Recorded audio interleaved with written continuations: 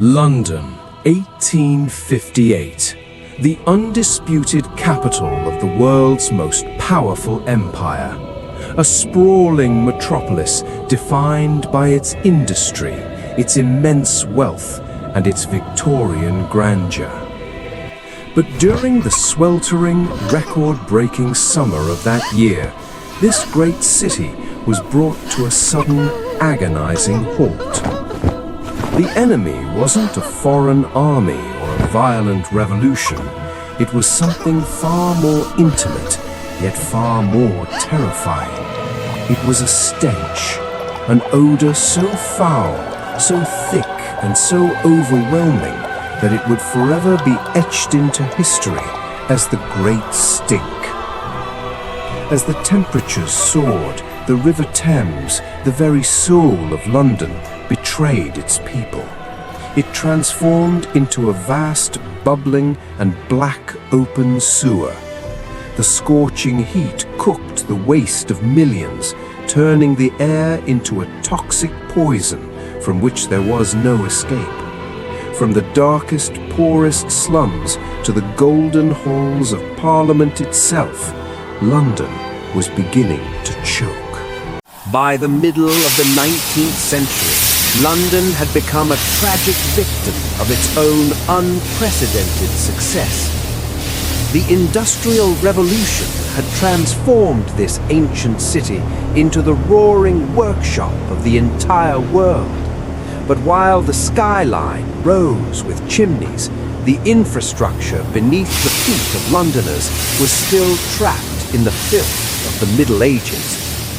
2 million desperate souls were now packed into narrow, suffocating streets, originally designed for only a fraction of that number. Think about it. Every single home, every massive factory, and every blood-soaked slaughterhouse poured its raw, untreated waste directly into the same river. The River Thames was no longer a body of water.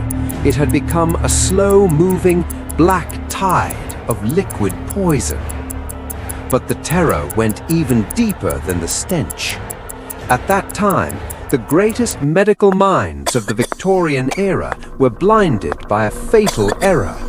They believed in miasma, the misguided theory that diseases like the deadly cholera were spread only through foul smells in the air. They fought the wind and closed their windows, while they unknowingly drank the very essence of death from their own cups. As the record-breaking heat wave of 1858 finally struck, the river reached its absolute breaking point. Under the relentless sun, the water literally began to boil with layers of ancient decay. London wasn't just smelling death anymore, it was inviting the Great Reaper into its very heart. By the sweltering June of 1858, the Great Stink had finally breached the walls of power. It was no longer a tragedy confined to the wretched slums of the East End. It had arrived with a vengeance at the very doorstep of the British Empire. Inside the majestic and golden Houses of Parliament, the atmosphere became utterly unbearable. The very men who had spent decades ignoring the desperate cries for sanitation were now gagging at their own desks. The smell of millions of tons of waste was invading the halls of democracy. In a desperate, almost pathetic attempt to stay, officials soaked the heavy lime chloride curtains to neutralize the air, but the Thames was a far more powerful enemy. Panic began to set in. High-ranking lords and politicians were seen fleeing the building, silk handkerchiefs pressed firmly to their faces to keep from vomiting. Some even demanded that the entire government be evacuated to Oxford or Bath. The crisis had become personal, and the empire was paralyzed. But in this moment of absolute despair, one man stepped out from the shadows of the bureaucracy. His name was Joseph Bazalgette. He didn't just want to mask the odor of chemicals, he proposed to rebuild the very veins of London. The battle for the city's survival was moving from the rotting riverbanks into the deep, dark tunnels beneath the earth. The challenge Joseph Bazalgette faced was a titanic struggle against nature itself. To save London from its own filth, he performed a high-stakes surgery on the city's very foundations. This was no ordinary drain. It was the engineering miracle of the industrial age. It required over 318 million bricks and thousands of tons of Portland cement, the high-tech material of the 19th century. Day and night, thousands of workers descended into the dark, suffocating dampness of the earth. Equipped with only shovels, pickaxes, and flickering torches, they manually carved out 82 miles of main intersecting sewers. The air inside these tunnels was thick with dust and the scent of wet clay, yet the rhythmic sound of hammers never faltered. Bazalgette was a man possessed by quality.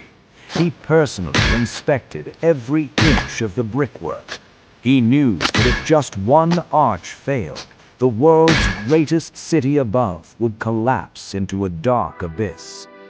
As the steam-powered pumping stations began to rise along the riverbanks, decorated like magnificent iron cathedrals, Londoners realized they were witnessing a transformation. They were no longer just fighting a smell. They were building an underground empire designed to outlive them all. The Great Stink had finally met its match in the ironclad will of Victorian engineering, a monument of brick and sweat hidden forever beneath the feet of millions. As the final bricks were laid and Joseph Bazalgette's massive steam engines roared to life, a miracle occurred beneath London's streets. The Great Stink, which had paralyzed the empire for years, finally began to fade. By the late 1860s, the River Thames was no longer a bubbling sewer. It was becoming a living river once again.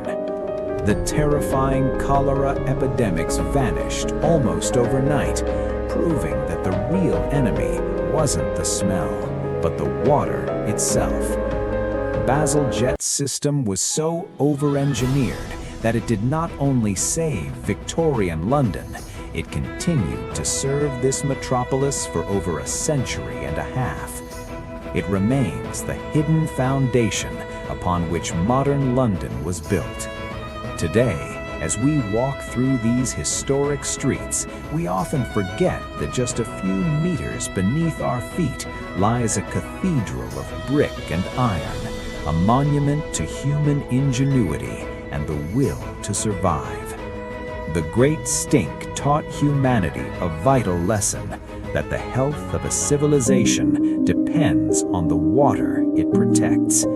Joseph Bazalgette didn't just build a sewer, he invented the blueprint for modern urban life. As the sun sets over the now clean waters of the Thames, we remember 1858, the year a single smell changed the course of history forever. The era of the stink was over. The age of the modern world had begun.